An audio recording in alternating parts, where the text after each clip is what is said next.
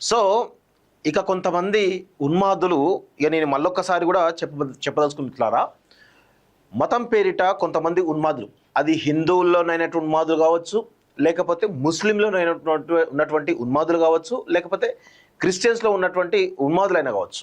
So వీళ్ళంతా ఏంది అంటే సమాజంలో ఒక అలజడి సృష్టించాలి, సమాజంలో ఈరోజు ఒక డివిజన్ తీసుకురావాలి, సమాజంలో విద్వేషాలు రెచ్చగొట్టాలి, సమాజాన్ని నిట్టనిలున మతం పేరిట చీల్చి తమ యొక్క రాజకీయ ప్రయోజనాలు పొందాలని చెప్పేసి ఈరోజు కొంతమంది వ్యక్తులు పెద్ద ఎత్తున ఈరోజు ప్రచారం చేస్తూ ఉన్నారు. సో దానిలో భాగంగానే మా పైన కూడా చాలా పెద్ద ఎత్తున ట్రోల్స్, సాంగ్స్ అవన్నీ వస్తూ ఉన్నాయి. సో వాటి గురించి మేము పెద్ద పట్టించుకోం, కానీ కొంత క్లారిటీ ఇచ్చేటువంటి ప్రయత్నం అయితే చేస్తాం. సో ఇక్కడ జరుగుతున్నటువంటి విషయం ఏంది, ఒక వలి అనేటువంటి వ్యక్తి పేరు చెప్పి అతను ముస్లిం అనగానే అతన్ని టార్గెట్ చేస్తే తనని నిలదీసినటువంటి విషయం సోషల్ మీడియా మొత్తం కూడా షేక్ చేసింది. ఈరోజు భారతదేశం ఇది ఒక నేషనల్ ఇష్యూ లాగా కొంత తయారవుతోంది. సో దీనికి సంబంధించి భారతీయ జనతా పార్టీ ఎన్డీఏ భాగస్వామ్య పక్షమైనటువంటి టీడీపీ, అదేవిధంగా జనసేన, ఈ రెండు కూడా ప్రధాన భాగస్వామ్య పక్షాలు. సో వీళ్ళు ఈరోజు వీళ్ళు కూడా ఆ వలికి సపోర్ట్ చేస్తూ పోస్ట్ పెట్టడం జరిగింది. ఇక దాన్ని జీర్ణించుకోలేనటువంటి కొంతమంది అంధభక్తులు ఎవరైతే ఉన్నారో ఈరోజు ఆ యొక్క దాన్ని హ్యుమానిటీ కోణంలో ఆలోచించాల్సింది పోయి ఎవరో ఏదో చేశారని చెప్పేసి దాన్ని వీళ్ళపైన రుద్దేటువంటి ప్రయత్నం చేస్తూ ఉన్నారు. నేను ఒకటే అడుగుతా ఉన్నాను, మీరు ఆ పేదవాడి పక్షాన నిలబడడం లేదు, ఓకే నిలబడకండి, నిలబడమని మేమే అడగం, కానీ మీరు ఎవరి పక్షాన నిలబడుతూ ఉన్నారు?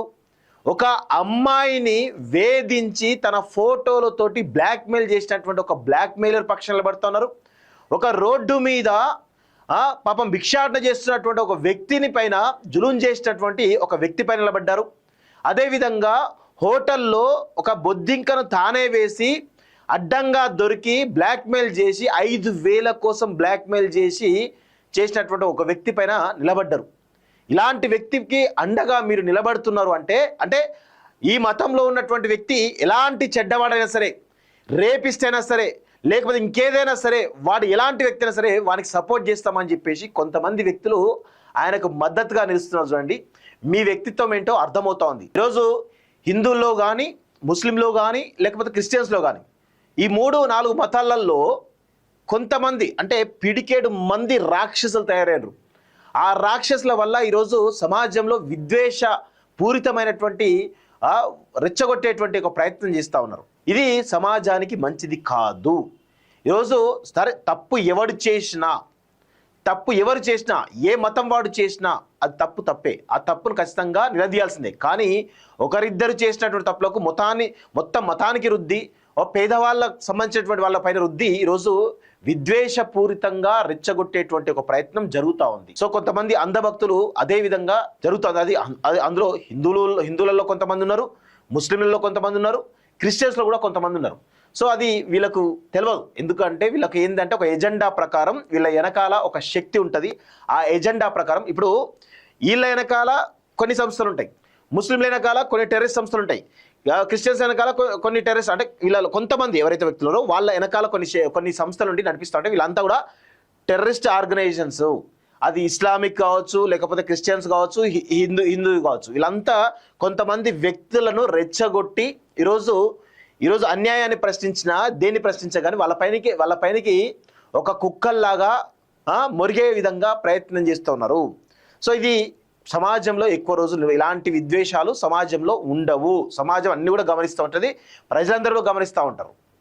సో ఇలాంటి వాటిపైన ఖచ్చితంగా ప్రజలందరూ కూడా గమనించాల్సినటువంటి అవసరం ఉందని చెప్పేసి కూడా ఈరోజు మేము కోరుతా ఉన్నాం. సో ఇది ఒక చిన్న క్లారిటీ చేయడం ప్రయత్నం చేస్తున్నాం. వీళ్ళు నిజంగా ఇప్పుడు నిన్న పృథ్వీరాజ్ గారు చెప్పడం జరిగింది, పహల్గామ్లో టెర్రరిస్టులు కొంతమంది ప్యాంట్లు విప్పి వాడు హిందువా ముస్లిమా అని చూసి మరి కాల్చిరు కదా. మరి వాళ్లకు ఈ టెర్రరిస్ట్ ఉన్నటువంటి ఎవరైతే ఈ టెర్రరిస్టులకు వీళ్లకు ఏమైనా తేడా ఉందా? ఒకసారి చెప్పండి. నిజంగా ఇది దుర్మార్గమైనటువంటి విషయం. పహల్గామ్ టెర్రరిస్టులకు, పాకిస్తాన్ టెర్రరిస్టులకు వీళ్లకు ఎలాంటి తేడా లేదు, అందరూ ఒకటే. వీళ్ళు ఏంటంటే వీళ్ళొక ఎజెండా తోటి పనిచేస్తూ ఉంటారు. ఆ ఎజెండాని సమాజంలో విద్వేషాలు రగిల్చే విధంగా ప్రయత్నం చేస్తూ ఈరోజు సమాజాన్ని విచ్ఛిన్నం చేసే దిశగా జరుగుతూ ఉంది. ఇది ఇక్కడితోటి ఆగదు, ఇది ఎంతో దూరం పోయేటువంటి అవకాశం అయితే చాలా స్పష్టంగా కనబడతా ఉంది. సో ఇది మిత్రులారా జరుగుతున్నటువంటి పరిస్థితి పైన ఒక చిన్న వివరణ ఇచ్చేటువంటి ప్రయత్నం అయితే చేస్తా ఉన్నాను. ఒకసారి